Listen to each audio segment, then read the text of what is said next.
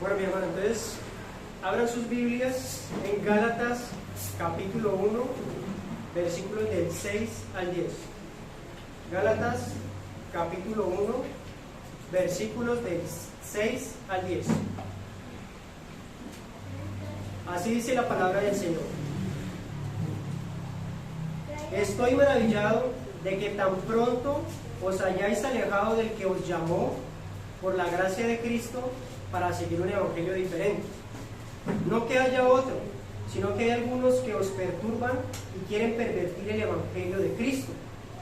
Mas si aún nosotros o un ángel del cielo os anunciare otro evangelio diferente del que os hemos anunciado, sea anatema. Como antes hemos dicho, también ahora lo repito, si alguno predica diferente evangelio del que habéis recibido, sea anatema. Pues busco ahora el favor de los hombres o el de Dios, o trato de agradar a los hombres, pues si todavía agradara a los hombres, no sería siervo de Cristo.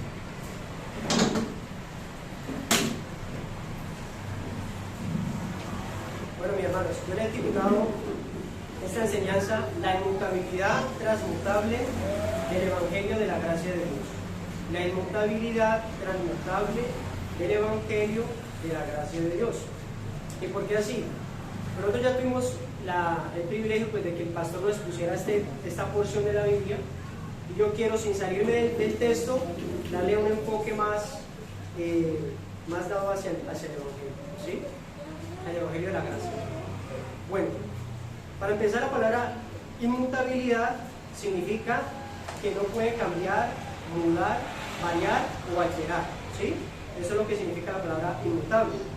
Como dice en Hebreos 6, del 17 al 18, dice así: por lo cual, queriendo Dios mostrar más abundantemente a los herederos de la promesa la inmutabilidad de su consejo, interpuso juramento, para que por dos cosas inmutables, en las cuales es imposible que Dios mienta, tengamos un fortísimo consuelo los que hemos acudido para asirnos de la esperanza puesta delante de nosotros. Entonces, el Evangelio es inmutable porque Dios es inmutable, ¿sí? Ahora, la palabra transmutable significa el acto de transformar una cosa en algo diferente, ¿sí? ¿Ves? Puede ser una aparente contradicción, pero lo que quiero decir es que el Evangelio es inmutable y al que toca o al que lo recibe lo transmuta, o sea, lo transforma, ¿sí? Decía un pastor que tener un encuentro con Jesucristo y no cambiar es imposible, ¿sí? Decía que es más traumático tener un encuentro con Cristo que una tractomula lo arrolle a más de 100 kilómetros, imagínense usted. Entonces, como dice 2 Corintios 5:17, ¿no? Mas si alguno está en Cristo, nueva criatura es, ¿sí? Pasamos a ser una nueva criatura.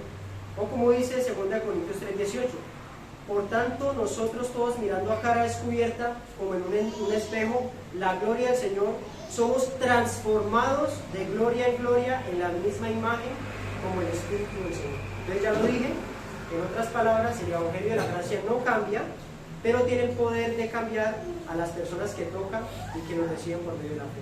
¿Listo? Bueno. Entonces, mis hermanos, el objetivo mío de hoy es que podamos nosotros apreciar el valor, la necesidad y el poder del Evangelio para edificarnos más en el fundamento del Evangelio verdadero de la gracia de Dios que nos afirma y nos transforma. Para empezar, y lo tocamos hace 8 días el tema, hablamos de la palabra ecumenismo, ¿sí? Ya creo que la mayoría saben qué es el ecumenismo, y de pronto para los que no saben, el ecumenismo, ¿sí?, viene de una palabra griega que dice okuneme, que significa lugar habitado por la humanidad, ¿sí? Y dice que este término es usado dentro del ámbito cristiano. La palabra es usada más bien para referirse a un movimiento emprendido por diversas iglesias con la intención de unificar diferentes denominaciones cristianas. Y algunos más liberales han querido unir diferentes religiones en un mismo movimiento, ¿sí? Entonces, ¿por qué le nombra el ecumenismo? Porque esto nos ayuda a entender qué es lo que estaba pasando con los Gálatas, ¿sí?, al recibir la enseñanza del ecumenizante. Y esa parte del ecumenismo, todo se llevó a cabo por malinterpretar un texto de Juan 17:21, que dice: para que todos sean uno, como tu Padre en mí y yo en ti, y también ellos sean uno en nosotros, para que el mundo crea que tú eres Dios. ¿Sí? Entonces vamos a ver si es verdad que el Evangelio une las religiones, ¿sí? O todos debemos de unificarnos por encima de la otra. ¿Sí? Bueno, aún los católicos nos llaman a otros hermanos separados, que nos llaman hermanos, ¿no? Yo creo que nosotros no podemos llegar a esa instancia de llamarlos hermanos a ellos, a menos de que ellos se arrepientan y desean el verdadero Evangelio. ¿Sí? Bueno, a modo de introducción quiero compartirles que el apóstol escribe esta carta en medio de una gran emoción debido tanto a los ataques de su autoridad como al peligro que venía a venirse sobre el Evangelio. ¿Sí? Advierte a los gálatas acerca de las consecuencias de la actitud que habían adoptado y previene posibles malentendidos en relación con lo que él les había enseñado sobre la libertad cristiana. En el contexto general de la carta, donde el apóstol Pablo omite su acostumbrada acción de gracias al escribir sus cartas a las iglesias, después del saludo en esta ocasión pasa inmediatamente a abordar la situación que lo tenía estupefacto, ¿no? Como dice aquí: estoy maravillado de que tan pronto os hayáis alejado del que os llamó por la gracia de Cristo para seguir un evangelio diferente.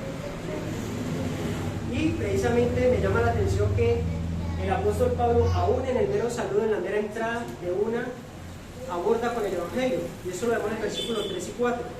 Dice: gracia y paz sean a vosotros de Dios el Padre y de nuestro Señor Jesucristo, el cual se dio a sí mismo por nuestros pecados para librarnos del presente siglo malo, conforme a la voluntad de nuestro Dios y Padre, a quien sea la gloria por los siglos de los siglos. Amén. Entonces, el apóstol Pablo siempre está recalcando el evangelio. Aún en el saludo, él está llevando el evangelio por encima de todo. ¿Sí? Entonces, es de notar que el versículo, si ustedes leen detenidamente del versículo del 6 a 9, la palabra evangelio se encuentra en cada versículo. Acompáñenme y veámoslo de nuevo. Versículo del 6 al 9. Dice así: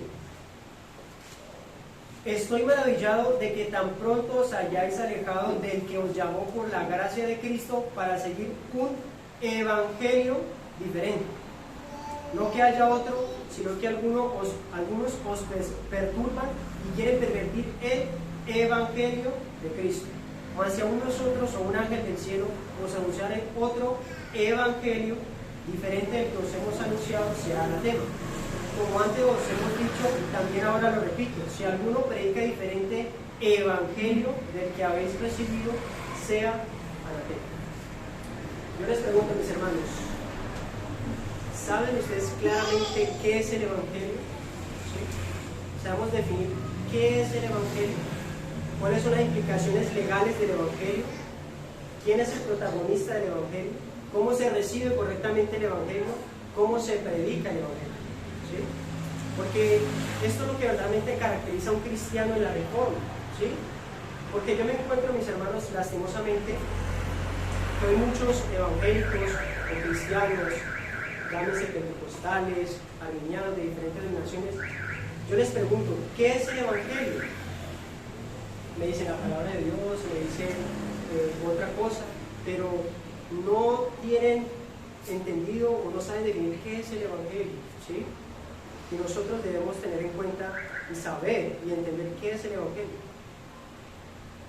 Bueno, si ustedes quieren descubrir precisamente el corazón de una persona, háganle esa pregunta. Cuando compartan con alguien, pregúntenle: ¿qué es el evangelio? ¿O qué tengo que hacer yo para tener vida eterna? ¿Sí? Y la mayoría de las personas, lastimosamente, se van a las obras o depende de sus habilidades, de sus esfuerzos, ¿sí? De sus obras. Entonces, hermanos, sin más preámbulo, vamos a definir qué es el evangelio. ¿Sí?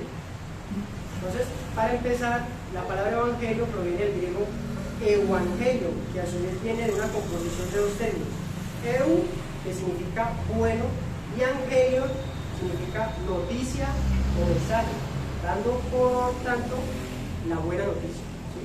O como llama la Biblia, las buenas nuevas o la buena nueva del evangelio. ¿Listo? Pero entonces, para entender esta buena noticia que lleva implícitamente una mala noticia, debemos entender primeramente que eso se remonta al conocimiento de Dios. Para entender el Evangelio nosotros tenemos que conocer quién es Dios primeramente, ¿sí?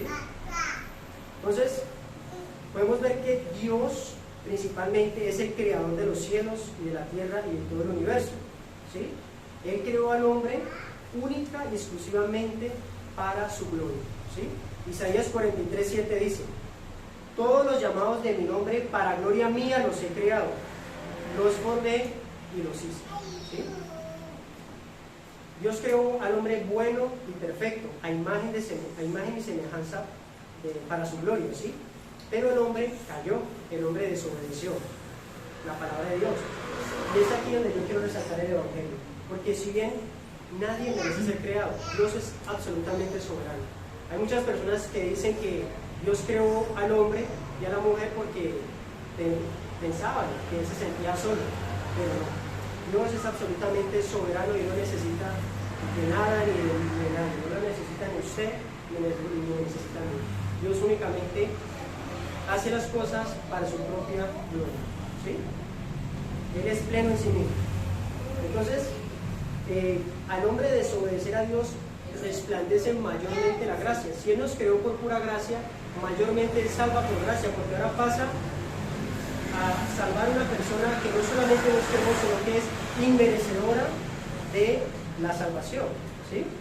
Entonces, por el contrario, el hombre al desobedecer a Dios merece el aborrecimiento, la ira, la furia, el castigo, la maldición, el abandono y la condenación justa de parte de Dios por su pecado. Y la pregunta es ¿por qué? ¿Sí? ¿Por qué el hombre merece esto si Dios es un Dios de amor, si Dios es bueno? ¿Sí? Y es aquí donde entra a resplandecer el carácter santo de Dios, ¿sí? Vamos a ver por qué Dios responde así hacia el pecado, por qué Dios responde de una manera tan tajante, tan dura, podemos decir, pero es reflejo del carácter santo de Dios. Hermanos, Dios detesta la maldad. Habacuc 1:13 dice: muy limpio eres de ojos para ver el mal, ni puedes ver el agravio. Dios no tiene ninguna relación con el pecado. Isaías 59:2 dice: pero vuestras iniquidades han hecho división entre vosotros y vuestro Dios, y vuestros pecados han hecho ocultar su rostro para no oír. ¿Sí? Hermanos, aquí va algo fuerte, porque muchas de las personas lastimosamente tienen una frase dentro del cristianismo que es muy popular, que dice que Dios ama al pecador, pero odia el pecado, o aborrece el pecado. Pero veamos qué dice la palabra, ¿sí? Yo tengo que decir que Dios también odia al pecador. Salmo 5, del 4 al 5, dice así: porque tú no eres un Dios que se complace en la maldad, el malo no habitará junto a ti, los insensatos no estarán delante de tus ojos, aborreces a todos los que hacen iniquidad. Fíjense que la palabra no dice aborreces la iniquidad, dice aborreces a los que hacen iniquidad, ¿sí? Dios castiga y castigará a los que cometen pecado. Isaías 13:11 dice: y castigaré al mundo por su maldad y a los impíos por su iniquidad, y haré que cese la arrogancia de los soberbios y abatiré la altivez de los fuertes. Ahora, ya vemos cómo la respuesta de parte de Dios es el pecado. ¿Cómo nosotros podemos remediar esta situación? Dos problemas tenemos, ¿sí? Una, tenemos que pagar la deuda de nuestros pecados. Y dos, tenemos que obedecer perfectamente la ley de Dios, ¿sí? Dos cosas que tenemos que hacer. Obviamente esto es imposible para el hombre, pero vamos a ver qué dice la Biblia si nosotros tratamos de resolver estos problemas por nuestros propios medios, ¿sí? La primera, Salmos 49, del 6 al 9 dice: los que confían en sus bienes y de la muchedumbre de su riqueza se jactan, ninguno de ellos podrá de manera alguna redimir al hermano, ni dar a Dios su rescate, porque la redención de su vida es de gran precio y no se logrará jamás, para que viva en adelante para siempre y nunca vea corrupción. O sea, la redención del alma del hombre tiene gran precio y el hombre no la logrará jamás, ¿sí? Es un precio muy alto.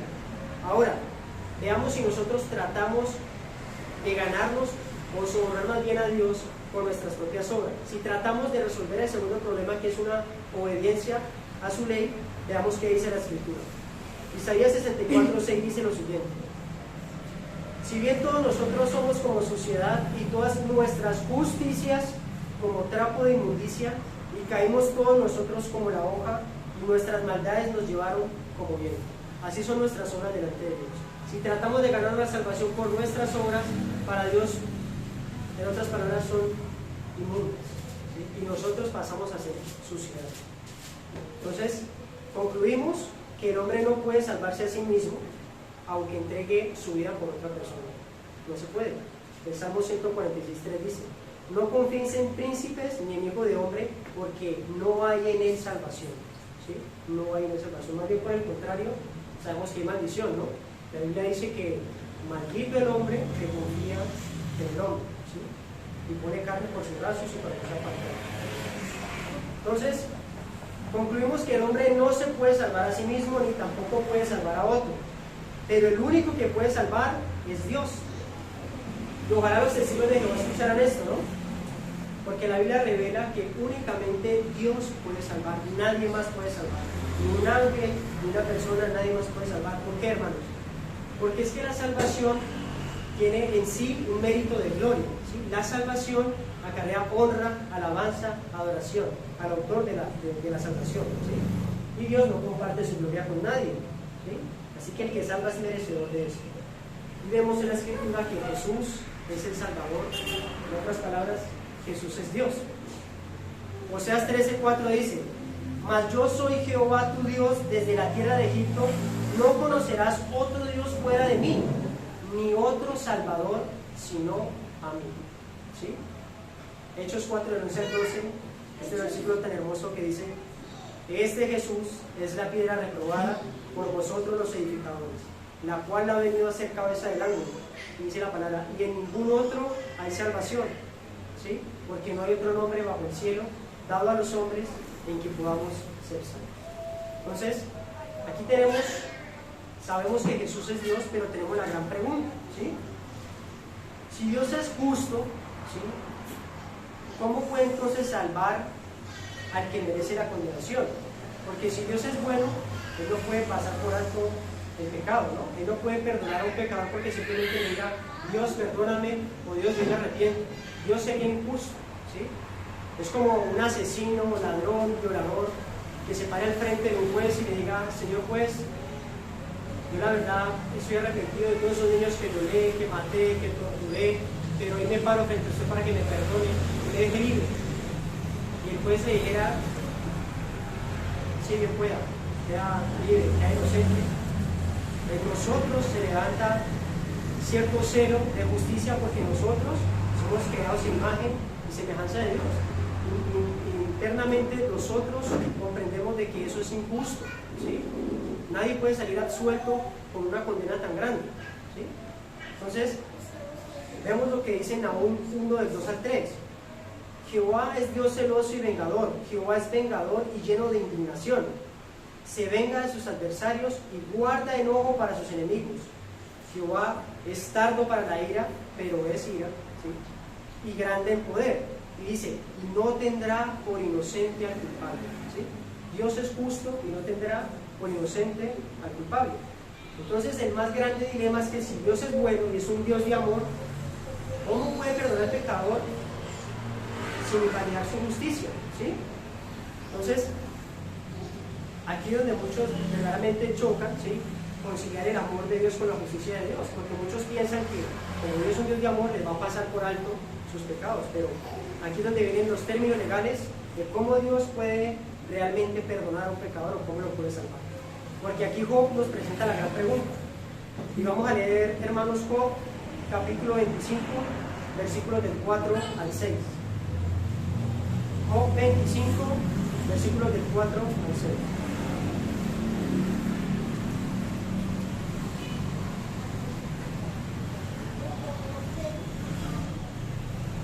Dice así la pregunta: ¿cómo pues se justificará el hombre para con Dios? ¿Y cómo será limpio el nacido de mujer? He aquí que ni aun la misma luna será resplandeciente. Eso es tremendo. Ni las estrellas son limpias delante de sus ojos. ¿Cuánto menos el hombre que es gusano? y el Hijo del Hombre también gusano. Tremendo, ¿no? ¿Cómo somos nosotros delante de Dios si nos llegásemos a justificar por nosotros mismos? Gusanos, ¿sí? Pero para poder resolver este asunto es aquí donde entra en escena la inmutabilidad del Evangelio de la gracia de Dios. Y aquí vamos con el Evangelio, hermanos. Jesucristo, la segunda persona de la Trinidad, se hizo hombre para representar al hombre, llegando a ser un solo ser con dos naturalezas, una humana y una divina, ¿sí? Para ser el perfecto mediador entre Dios y los hombres. 1 Timoteo 2:5. Filipenses 2 del 6 al 8 dice: el cual, siendo en forma de Dios, no estimó el ser igual a Dios como cosa a que aferrarse, sino que se despojó a sí mismo, tomando forma de siervo, hecho semejante a los hombres, y estando en la condición de hombre, se humilló a sí mismo, haciéndose obediente hasta la muerte, y muerte de cruz, ¿sí? Y en esa cruz Cristo cargó con nuestros pecados. Isaías 53 del 5 al 6 dice: mas él herido fue por nuestras rebeliones, molido por nuestros pecados, el castigo de nuestra paz fue sobre él, y por su llaga fuimos nosotros curados. Todos nosotros nos descarriamos como ovejas, cada cual se apartó por su camino, mas Jehová cargó en él el pecado de todos nosotros. Jehová, el Padre, cargó el pecado de todos nosotros en Cristo, ¿sí? Entonces, hermanos, Cristo murió aplastado, abandonado bajo la ira de Dios, ¿sí? Él se hizo maldición, él se hizo pecado. Isaías 53:10 lo dice: por todo esto Jehová quiso quebrantarlo, sujetándole a padecimiento cuando haya puesto su vida en expiación por el pecado, ¿sí? O sea, los dos problemas más grandes del hombre, Cristo los resolvió a nuestro favor, ¿sí? Por lo cual él pudo exclamar antes de morir: consumado es, ¿sí? La deuda está totalmente paga. Cristo vivió la vida perfecta que ni usted ni yo podemos vivir. Cristo pagó la deuda que ni tú ni yo podemos pagar, porque aún sabemos que el infierno, los que están allí, estarán por los siglos de los siglos y nunca terminará, ¿cierto? Entonces, hermanos, aquí quería definir el glorioso Evangelio de la gracia de Dios, que lo podemos resumir, como dice 2 Corintios 5:21: al que no conoció pecado, por nosotros lo hizo pecado, para que nosotros fuésemos hechos justicia de Dios en él, ¿sí? Justicia de Dios en él. ¿A quién no le gusta recibir buenas noticias? Esta es la gloriosa noticia del Evangelio de la gracia de Dios. Pero es triste que el mundo no reciba esta noticia, ¿no? Es triste que el mundo rechace a Cristo. Yo una vez compartía con una señora en mi trabajo y yo le predicaba el Evangelio. Yo le dije: usted me está diciendo que personas que rechaza a Cristo, rechacen el Evangelio. Y me dijo que sí. Directamente me dijo: sí, yo lo rechazo. Yo decía: Dios mío, ¿hasta dónde llega la hostilidad del hombre? Sí, de una manera tan directa. Pero es la palabra, y esa palabra del Evangelio es la palabra más digna de ser recibida de todas las palabras, de todas las noticias. 1 Timoteo 1:15 dice: palabra fiel y digna de ser recibida por todos, que Cristo Jesús vino al mundo para salvar a los pecadores, de los cuales yo soy el primero. Y me resta decir que la manera correcta de recibir el glorioso Evangelio de la gracia de Dios, como dice Marcos 1:15, diciendo: el tiempo se ha cumplido y el reino de Dios se ha acercado. Arrepentidos y creed en el Evangelio, ¿sí? Dios ha prometido verdaderamente perdonarnos, ¿sí? Dios ha prometido verdaderamente perdonar. Él lo dijo en Juan 6:37: todo lo que el Padre me da vendrá a mí y no le echo cuenta, ¿sí? Cristo también lo pregunta de otra manera, ¿no? En Juan 11:25 al 26 él dice: Jesús le dijo: yo soy la resurrección y la vida, el que cree en mí, aunque esté muerto, vivirá, y todo aquel que cree en mí no morirá eternamente. Dice la pregunta: ¿crees esto? ¿Crees esto? Es la pregunta que todavía ronda hoy en día cuando predicamos el Evangelio. ¿Crees esto? ¿Crees esto? Y yo hago el llamado, por si acaso no hemos recibido el Evangelio inmutable, porque la paga del pecado es muerte, mas la dádiva de Dios es vida eterna en Cristo Jesús. Entonces, este es el inmutable Evangelio de la gracia de Dios, ¿sí? Y este Evangelio de la gracia de Dios pues sale precisamente de Hechos 20:24. Me gustaría que lo leyeran. Si alguna hermana me puede colaborar con la lectura. Hechos capítulo 20, versículo 24. Pero mi vida no vale nada para mí, a menos que la use para perder la tarea que me asignó el Señor Jesús, que me asignó el Señor Jesús. La tarea de contarle a otro la buena noticia acerca de la maravillosa gracia de Dios. Amén. De la maravillosa gracia de Dios. Bueno, mi hermano, entonces, teniendo ya un panorama general de lo que es el Evangelio, ¿sí? Y lo que estaba pasando en las iglesias de Galacia, y el Evangelio que el apóstol Pablo les había predicado, tengo 3 puntos para tratar hoy. 1, que añadir o disminuir al Evangelio es alejarse del Dios inmutable.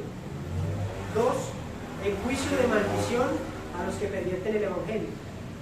Y 3, un siervo de Cristo todo lo hace para la gloria de Dios. ¿Listo? Leamos nuevamente el versículo 6. Dice así: estoy maravillado de que tan pronto os hayáis alejado del que os llamó por la gracia de Cristo para seguir un evangelio diferente. Esa palabra maravillado, en otros sinónimos sería atónito, estoy estupefacto, estoy horrorizado, estoy desconcertado, ¿sí? Eso es lo que dice la Nueva Traducción Viviente, estoy horrorizado. La Nueva Versión Internacional dice, me asombra, ¿sí? O sea, el apóstol Pablo, después de que le entrega el Evangelio de la gracia de Dios, después de que le entrega el glorioso Evangelio, él se asombra, ¿sí? Porque él está horrorizado que verdaderamente los Gálatas se hayan dejado seducir con una enseñanza judaizante, ¿no? Y las razones por las cuales el apóstol Pablo se asombra tanto es porque en el capítulo 4:15 dice, ¿dónde está pues la satisfacción que experimentabais? Porque os doy testimonio que si os hubieran podido sacar los ojos, hubieran sacado vuestros propios ojos para dármelos. O sea, ellos cuando recibieron el Evangelio, ellos tenían tanto amor y tanto agradecimiento que le hubiesen dado sus mismos ojos en servicio al apóstol Pablo, ¿sí? Debido a la dificultad que le estaba pasando. O en Gálatas 5:7-8 también dice, vosotros corríais bien, ¿sí? O sea, él está asombrado porque los Gálatas estaban caminando bien, pero prontamente llega una enseñanza judaizante y los aleja del Evangelio inmutable, ¿no? Ahora, los Gálatas se alejan voluntariamente del Evangelio, ¿sí? Pablo no entra a atacar directamente a los judaizantes, sino que hace responsable a los Gálatas, ¿sí? Cuando les dice, estoy maravillado de que tan pronto os hayáis alejado del que os llamó por la gracia de Cristo para seguir un evangelio diferente, ¿sí? Entonces vemos, mis hermanos, que alejarse o modificar el evangelio, o que se le agregue o se le quite, se convierte en un evangelio diferente y nos aleja de Dios, ¿sí? Porque no hay otra manera de acercarnos al verdadero Dios, sino única y exclusivamente por el verdadero evangelio, ¿sí? Entonces, los Gálatas se dejaron seducir por el engaño satánico detrás de los judaizantes. Recordemos la mentira de Satanás en el Edén, ¿no? Le dijo a Adán y Eva, con que Dios os ha dicho, ¿sí? Con que Dios os ha dicho, no comáis de todo el árbol del huerto, Génesis 3:1. Entonces, ese con que Dios es las mismas palabras que utilizan los judaizantes. Con que Dios les ha, con que el apóstol Pablo les ha dicho, solo Cristo, ¿sí? Solo Cristo. Y aquí hay un ataque a 3 solas de la Reforma. Nosotros como reformados creemos en las 5 solas, ¿no? Solo escritura, solo Cristo, solo gracia, solo fe y solo Dios la gloria. Y es como si ellos dijeran, solo Cristo, solo gracia, solo fe. No. Es también circuncidarse y guardar la ley. Es la enseñanza, básicamente, lo que estaban diciendo los judaizantes a los Gálatas, ¿sí? Ahora, aquí hay un subpunto que tengo, y es que es triste que los Gálatas, teniendo un glorioso evangelio inmutable, lleno de la gracia de Dios, respondan tan pobremente, ¿sí? Aquí tengo la respuesta pobre de los Gálatas. Al parecer los Gálatas fueron fascinados sin poner resistencia, ¿sí? Algo parecido estaba sucediendo en los Corintios, ¿sí? En 2 Corintios 11:3-4, los corintios también estaban tolerando esto. Dice así en este pasaje: pero temo que como la serpiente con su astucia engañó a Eva, vuestros sentidos sean de alguna manera extraviados de la sincera fidelidad a Cristo. Porque si viene alguno predicando a otro Jesús del que os hemos predicado, o si recibís otro espíritu que el que habéis recibido, u otro evangelio del que habéis aceptado, bien lo toleráis. O sea, Pablo estaba totalmente maravillado, estupefacto, horrorizado de que los gálatas estuvieran recibiendo un evangelio totalmente diferente. ¿Sí? Y Pablo le da un ejemplo de cómo verdaderamente los gálatas deberían de haber respondido, ¿no? Gálatas 2, del 4 al 5 dice: y esto a pesar de los falsos hermanos introducidos a escondidas, que entraban para espiar nuestra libertad que tenemos en Cristo Jesús, para reducirnos a esclavitud, a los cuales ni por un momento, dice la palabra, ni por un momento accedimos a someternos, para que la verdad del evangelio permaneciese con vosotros. O sea, el apóstol Pablo respondió dignamente de un cristiano asentado en el evangelio, ¿sí? Ni por un momento accedió a lo que la enseñanza de los judaizantes tenía para reducir a la esclavitud, a un evangelio por otro. Entonces, comparado con ese verso 6, Gálatas 5, 8 al 9, nos dice que esa persuasión no procede de aquel que os llama. Un poco de levadura leuda toda la masa. O sea, es tremendo porque un poquito que se le añade al evangelio distorsiona totalmente el evangelio, ¿sí? O sea, es como si colocamos dos billetes, ¿no? Uno falso y uno verdadero. Aparentemente no hay ninguna diferencia, ¿cierto? Por eso nosotros tenemos que desarrollar los sentidos espirituales para poder descubrir el engaño, la mentira, ¿sí? Y yo les pregunto, ¿cómo nosotros sabemos que un billete es falso? ¿Cómo nos damos cuenta? ¿Sí? Pues nosotros tenemos que empezar, porque hay muchos billetes falsos, pero tenemos que empezar a conocer cómo es el verdadero, ¿sí? La manera de nosotros saber si una doctrina es verdadera o falsa, tenemos que conocer la verdadera, ¿sí? Y es precisamente el horror que le causó al apóstol Pablo, que teniendo el evangelio verdadero, ellos no pudieran darse cuenta de una enseñanza falsa, ¿sí? A mí me pasó algo parecido, mis hermanos, si les cuento la experiencia. Yo estaba conociendo la Reforma y precisamente me topé con un judaizante, ¿sí? Yo recuerdo que yo pasé del catolicismo a una iglesia cristiana, ¿sí? Una iglesia antigua. Y dije, wow, encontré la verdad, gloria a Dios, entiendo la palabra, ¿cierto? Luego en la iglesia cristiana yo me encuentro con la Reforma, digo, bendito sea el Señor, Dios me quiere purificar, ¿sí? Y en esas me encuentro con un judaizante que eso, la verdad, en ese tiempo me descristó, porque me empezó a hablar que en el hebreo, que no se dice Jesús es el Cristo, sino que Yeshua HaMashiach, no es la Biblia, es la Torah significa instrucción, Biblia significa sino compendio de libros, que el nombre de María era Miriam, una cantidad de cosas que yo dije, Señor, ahorita me quieres pasar a otro nivel, ¿sí? O sea, yo verdaderamente llegué, y yo entré en una frustración porque yo decía, ¿será que sí? Y de verdad que lastimosamente en ese tiempo no estaba tan firme en la doctrina, por eso la doctrina de la Reforma es preciosa. Y yo en ese tiempo no estaba como tan definido y precisamente me alcanzó a mover, pero gracias a Dios me sostuvo, ¿no? Y estoy aquí. Finalmente me alejé de esa persona, de esa enseñanza, ¿sí? Empezó a hablar en el hebreo y que el nombre de Dios y una cantidad de cosas y yo... ¿Ah? Sí, yo por poco me pongo y empecé a investigar eso, empecé a investigar que la estrella, empecé a investigar que el cosito acá, bueno, una cantidad de cosas, pero gloria a Dios, hermano, aquí estoy. Entonces el Señor. Bueno, versículo 7, pasamos al versículo 7. Dice así, no que haya otro evangelio, sino que hay algunos que os perturban y quieren pervertir el evangelio de Cristo.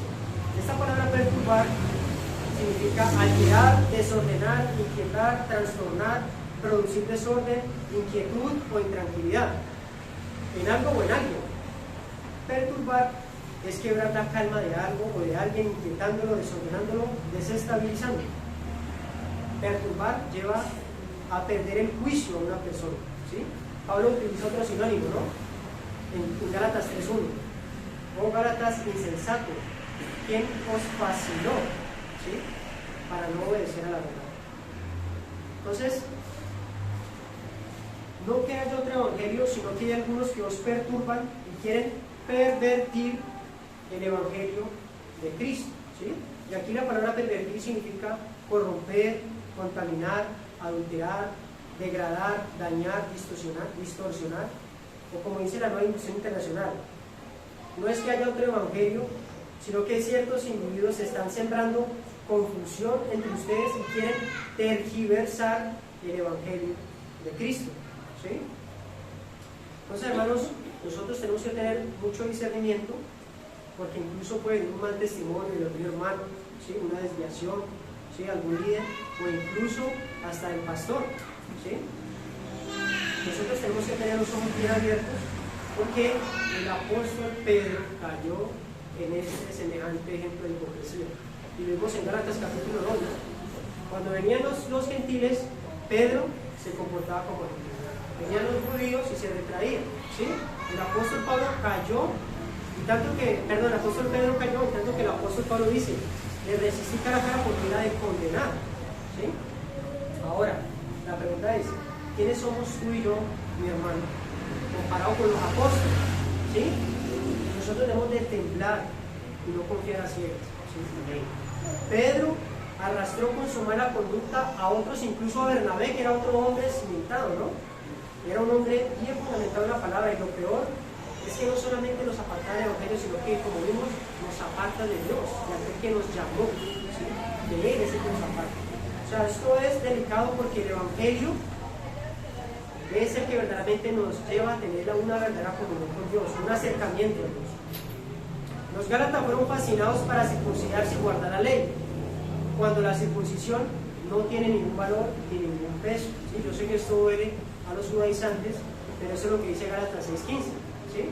Porque en Cristo Jesús ni la circuncisión vale nada, ni la incircuncisión, sino una nueva creación. Entonces, veamos cuál es la conclusión del apóstol Pablo. Busquemos Romanos capítulo 3, versículos 28 al 30. ¿Cuál es la conclusión del apóstol Pablo con todo este tema de la circuncisión y de guardar los ritos de la ley? ¿Algún hermano que me colabore aquí con la lectura? Romanos 3, del 28 al 30. Ya no hay judío ni griego, no hay esclavo ni libre, no hay varón ni mujer, porque todos nosotros somos uno de Cristo Jesús. Y si vosotros sois de Cristo, ciertamente en la fe Abraham sois verdaderos de una promesa. Romanos 3, 28 al 30. Romanos 3, 28 al 30, por favor. Concluimos pues que el hombre es justificado por fe, sin las obras de la ley. ¿Es Dios solamente Dios de los judíos? ¿No es también Dios de los gentiles? Ciertamente también de los gentiles. Porque Dios es uno, y Él justificará por la fe, a los de la circuncisión, y por medio de la fe a los de la incircuncisión. Amén. Entonces, ¿cuál es la conclusión? Tanto judíos son justificados por la fe y los gentiles son justificados por la misma fe, ¿sí? No hay diferencia. Me llama la atención porque en el capítulo 2 Pablo a veces pareciera como dar a entender dos evangelios, ¿no? Él le dice, cuando se da la diestra con Pedro, le dice que a él se le fue encomendado el evangelio de la incircuncisión, o sea, los gentiles, y a Pedro los de la circuncisión. O sea, pareciese que fuesen dos evangelios, uno para judíos y otro para gentiles, pero no. Vemos que es el mismo evangelio, pero llevado a dos diferentes tipos de personas, a judíos y a gentiles. Bueno, entonces pasamos al segundo punto, que es el juicio de maldición a los que pervierten el evangelio, versículos 8 y 9. Dice así: mas si aún nosotros o un ángel del cielo os anunciare otro evangelio diferente del que os hemos anunciado, sea anatema. Como antes os hemos dicho, también ahora lo repito: si alguno os predica diferente evangelio del que habéis recibido, sea anatema. ¿Sí? Ese nosotros del apóstol Pablo allí puede significar dos cosas, ¿no? Uno, los que estaban con él en el momento de escribir la carta, ¿sí? Por eso dice en el versículo 1 y 2: Pablo, apóstol, no de hombres ni por hombre, sino de Jesucristo, y por Dios el Padre que resucitó de los muertos, y todos los hermanos que están conmigo, a las iglesias de Galacia, ¿sí?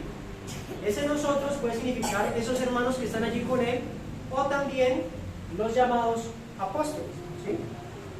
Y si se hace referencia a los apóstoles, es quizás porque el apóstol Pablo quiere darle un peso a la inmutabilidad del Evangelio, ¿sí? Es de aclarar que aquí Pablo utiliza como una exageración al meter los ángeles, ¿sí? Él coloca aquí, si aún nosotros o un ángel del cielo, o sea, como que si no es suficiente con nosotros, o sea, un ángel del cielo os anunciará otro evangelio, sea anatema, ¿sí? Lo mismo que dice en Gálatas 3:10, porque todos los que dependen de las obras de la ley están bajo maldición, pues escrito está, maldito todo aquel que no permaneciere en todas las cosas escritas en el libro de la ley para hacerlas. Entonces, es de aclarar, ¿sí?, que es alguna exageración los ángeles, porque los ángeles no tienen el privilegio de predicar el evangelio, ¿sí?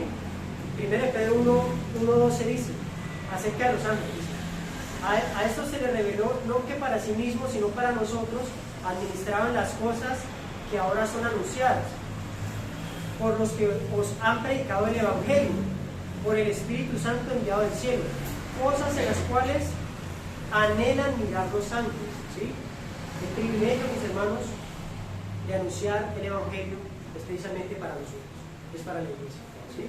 Así que nosotros tenemos la tarea y la bendición y el privilegio de llevar estas buenas nuevas, ¿no? Entonces, vemos aquí que Pablo da una sentencia a aquellos que anuncian otro evangelio, ¿sí? Sea anatema.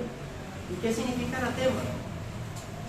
Maldito de Dios, ¿sí? Desterrado y destinado para el castigo eterno. Un maldito de Dios. Bueno, Pablo está asustado porque es que esto es un asunto de vida o muerte, ¿sí? Estaba con sus emociones a flote, porque se trata de un aspecto no secundario, sino el aspecto fundamental de la fe, ¿sí? El Evangelio ha sido el tema central y principal de toda la Biblia, y lo que debemos entender, mis hermanos, es que el Evangelio y la gracia de Dios no es un tema en la Biblia, o sea, es el tema de la Biblia, ¿sí? Alguien decía que el Evangelio es el corazón que bombea sangre a la iglesia, ¿sí? Es el corazón que bombea sangre a la iglesia. Versículo 9 dice: como antes hemos dicho, también ahora lo repito, si alguno os predica diferente evangelio del que habéis recibido, sea anatema, ¿sí? Entonces aquí podemos ver que el apóstol Pablo recalca que ya les advirtió, ¿sí?, que sobre esta sentencia, ¿no?, de maldición. Él había hecho esta advertencia en Gálatas 4:13, cuando le dice, ¿no?, pues vosotros sabéis que a causa de la enfermedad del cuerpo os anuncié el evangelio al principio. Y Pablo aquí les dice, yo ya, cuando les anuncié el evangelio, yo ya les advertí esto, ¿sí? Es como cuando un padre le dice al niño, va a salir de la casa, y le dice, niño, no le abra la puerta a nadie, que yo voy a salir, de pronto lo roban, ¿sí?, por favor, y le recalca varias veces, no le va a llegar la puerta a nadie, y el padre sale, ¿no? Y el niño, precisamente fascinado, ¿sí?, por alguien, no, yo vengo de parte de su papá, abre la puerta, que es un encargo, y finalmente el niño, sí, cuando abre la puerta, no pone resistencia, lo roban, agreden al niño, ¿sí?, y finalmente cuando llega el papá, se encuentra en la cena, y él dice, pero ¿cómo? O sea, yo le advertí, hijo mío, que no abre la puerta a nadie, ¿sí? Es una sensación que quizás muchos padres han experimentado cuando le dan esa advertencia a los hijos, ¿no? Es como el mismo sentimiento que tenía Pablo con los Gálatas. O sea, yo ya les advertí, yo ya les dije, ¿sí? ¿Cómo? ¿Cómo es posible? Ahora, si nosotros leemos el versículo 8 y el versículo 9, son casi iguales, ¿no? Pero hay una pequeña diferencia, no quiero que la veamos, ¿sí? Volvámoslo a leer. Versículo 8 dice, mas si aún nosotros o un ángel del cielo os anunciare otro evangelio diferente del que os hemos anunciado, sea anatema. Como antes os hemos dicho, también ahora lo repito, si algunos predican diferente evangelio del que habéis recibido, sea anatema, ¿sí? O sea, el evangelio es un anuncio que finalmente se debe recibir, ¿sí? Esa es la pequeña diferencia que hay allí, ¿cierto? Entonces, me gustaría también que fuéramos a 1 Corintios capítulo 15, versículos del 1 al 4. 1 Corintios 15, del 1 al 4, ¿sí? Porque el Evangelio no es algo que nosotros tengamos el derecho de cambiar, de modificar, o de quitar, o de añadir, ¿sí? Veamos todos juntos 1 Corintios capítulo 15, versículos del 1 al 4. Leo. Dice así: además os declaro, hermanos, el evangelio que os hemos predicado, el cual también recibisteis, en el cual también, ya ves estas palabras que quiero resaltar aquí, el cual también recibisteis, en el cual también perseveráis, por lo cual asimismo así retenéis la palabra que os he predicado, sois salvos, si no creísteis en vano. Porque primeramente hemos enseñado lo que asimismo recibí, que Cristo murió por nuestros pecados conforme a las Escrituras, y que fue sepultado y que resucitó al tercer día conforme a las Escrituras, ¿sí? Entonces, el Evangelio es algo que nosotros tenemos que recibir y no modificar, ni alterar, ni tratar de acomodar, sino recibirlo tal cual como se nos revelaba en la palabra de Dios. ¿Okay? Y yo quiero traer un ejemplo.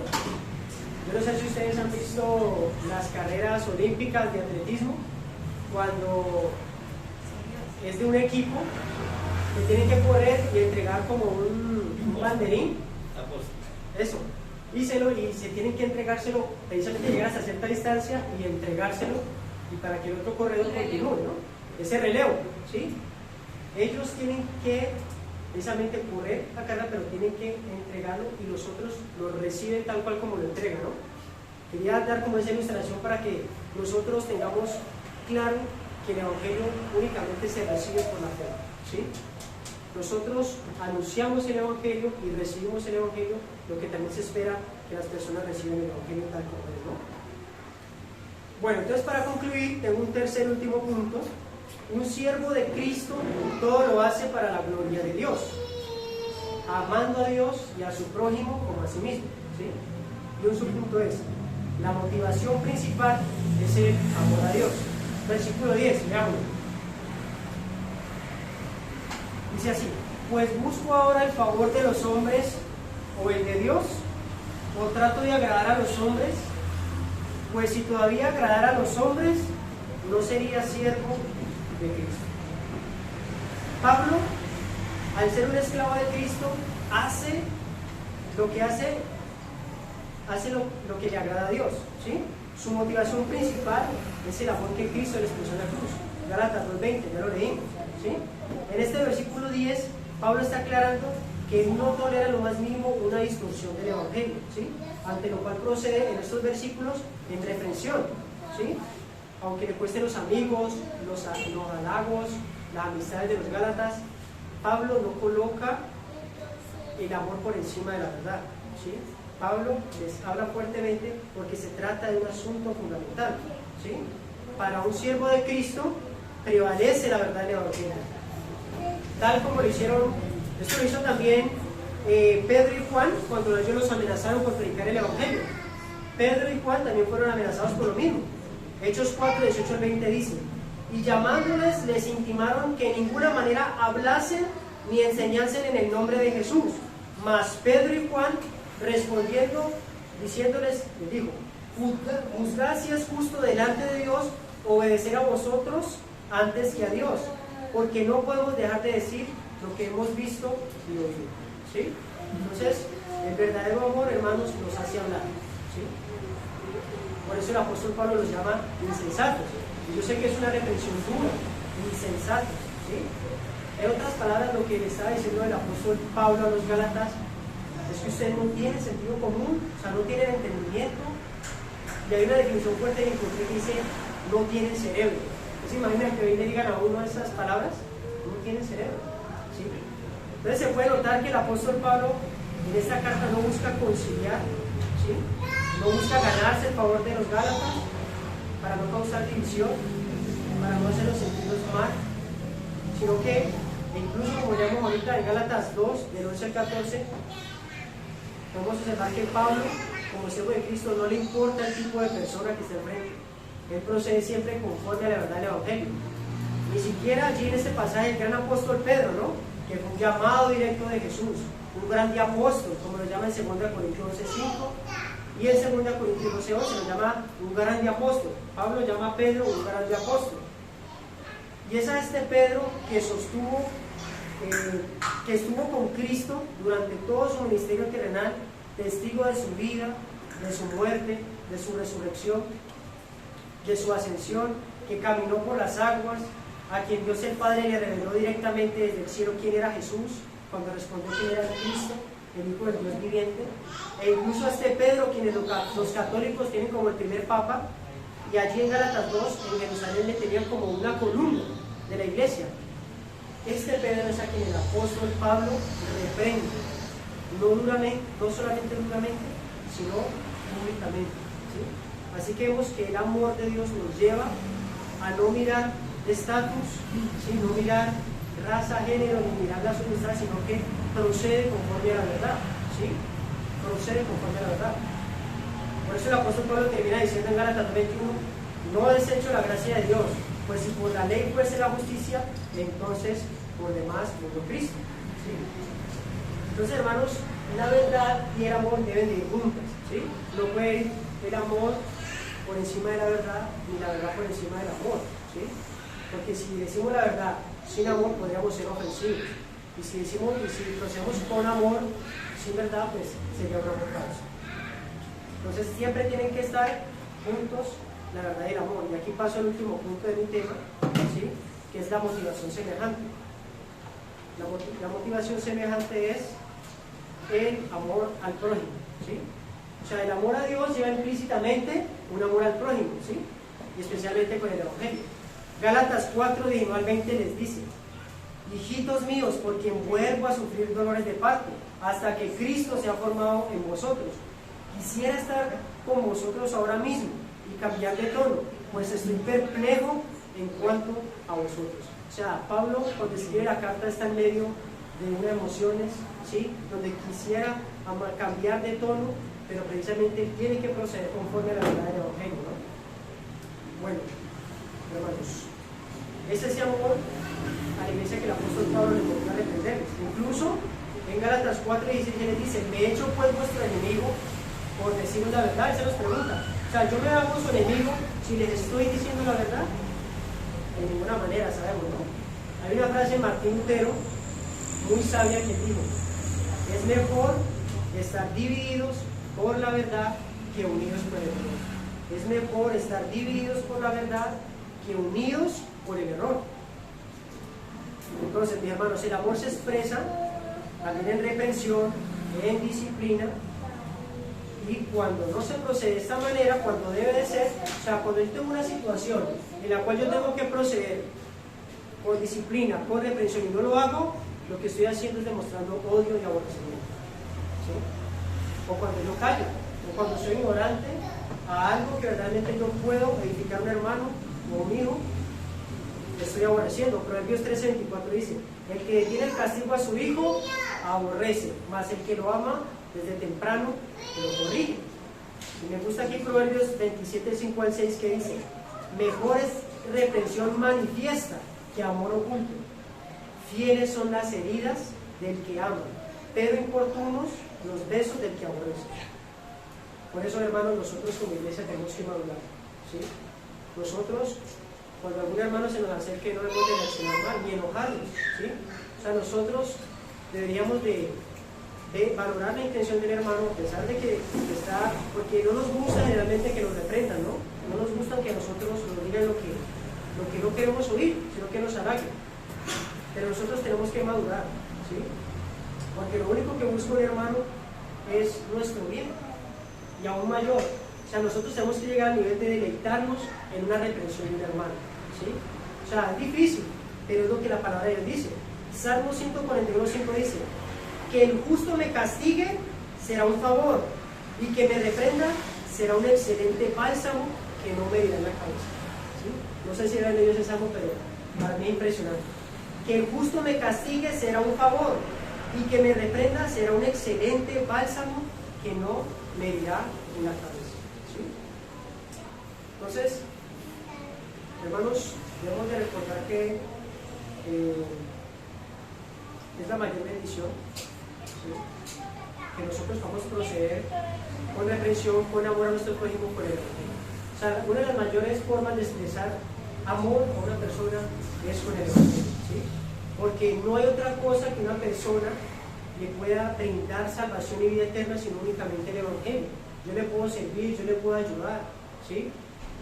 Y aquí se cae algo, hermanos, y yo no quiero que me malentiendan, y es que el testimonio es importante, pero muchos han caído en la trampa y en el error de que simplemente uno evangeliza con el testimonio, y eso no es verdad, ¿sí? No existe ningún ser humano que se haya convertido por nuestro testimonio, ¿sí? La palabra claramente dice que la fe viene por el oír, y el oír por la palabra de Dios. Y vemos en Romanos 1:16 que el Evangelio es el poder de Dios para salvación. Y por esto no digo que nosotros no tengamos que vivir de una manera piadosa, porque la manera en que nosotros debemos de vivir conforme a la palabra de Dios adorna el Evangelio, nos abre puertas para predicar el Evangelio, pero no estamos evangelizando con nuestra fe. Es una pre-evangelización, pero debemos siempre recordar que nosotros tenemos que hablar y declarar la palabra. Y nadie se va a convertir sino únicamente y exclusivamente a través de la palabra de Dios, ¿sí? Bueno. Vemos, hermanos, que el propósito principal de la iglesia es cumplir con la gran comisión, ¿sí? Predicar el Evangelio es la mayor muestra de amor. 1 Corintios 9:16-17 dice: pues si anuncio el Evangelio no tengo por qué gloriarme, porque me es impuesta necesidad. Ay de mí si no anunciar el Evangelio. Por lo cual, si lo hago de buena voluntad, recompensa tendré. Pero si de mala voluntad, la comisión me ha sido encomendada. O sea, nosotros, hermanos, debemos de entender que nosotros fuimos salvos para llevar esta buena nueva de salvación, ¿sí? Charles Spurgeon dijo algo fuerte y yo quiero que lo tomemos con seriedad. Él dijo esto: si no tienes deseo alguno para que otros sean salvos, entonces tú mismo no eres salvo. Eso es seguro. Lo repito: si no tienes deseo alguno para que otros sean salvos, entonces tú mismo no eres salvo. Eso es seguro, ¿sí?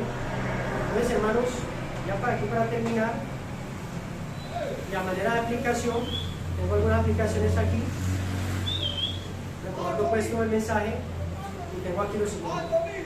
Primero, fundamentémonos firmemente en el Evangelio. El Evangelio es el único medio para acercarnos a Dios. Efesios 4:14-15. Para que ya no seamos niños fluctuantes llevados por donde quiera de todo viento de doctrina, por estratagema de hombres que para engañar emplean con astucia las artimañas del error, sino siguiendo la verdad en amor, crezcamos en todo en aquel que es la cabeza, esto es Cristo, ¿sí?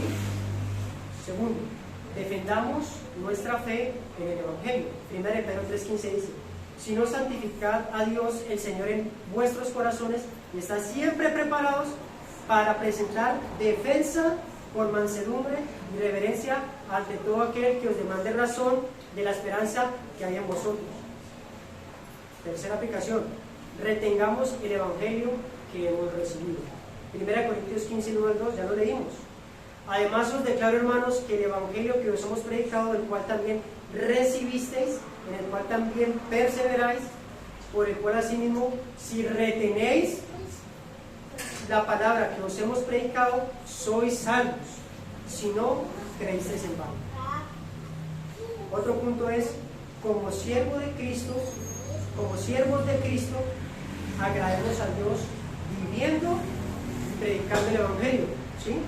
Marcos 8:34-35 dice: y llamando a la gente y a sus discípulos les dijo: si alguno quiere venir en pos de mí, niéguese a sí mismo y tome su cruz y síganme, porque todo el que quiera salvar su vida la perderá, y todo el que pierda su vida por causa de mí y del Evangelio la salvará. Así que, mis hermanos, a modo de aplicación general, ¿sí?, que nuestro sentir sea el mismo de un cristiano que verdaderamente Dios ha salvado. ¿Sí? Hechos 20:24, ya lo leímos. Pero de ninguna cosa hago caso ni estimo preciosa mi vida. Esta es la manera en que nosotros tenemos que vernos y vivir, ¿no? Pero de ninguna cosa hago caso ni estimo preciosa mi vida para mí mismo, con tal que acabe mi carrera con gozo y el ministerio que recibí del Señor Jesús para dar testimonio de la gracia de Dios. ¿Sí? Y termino, mis hermanos, citando las palabras del apóstol Pedro para resumir todo lo que he querido transmitirles hoy.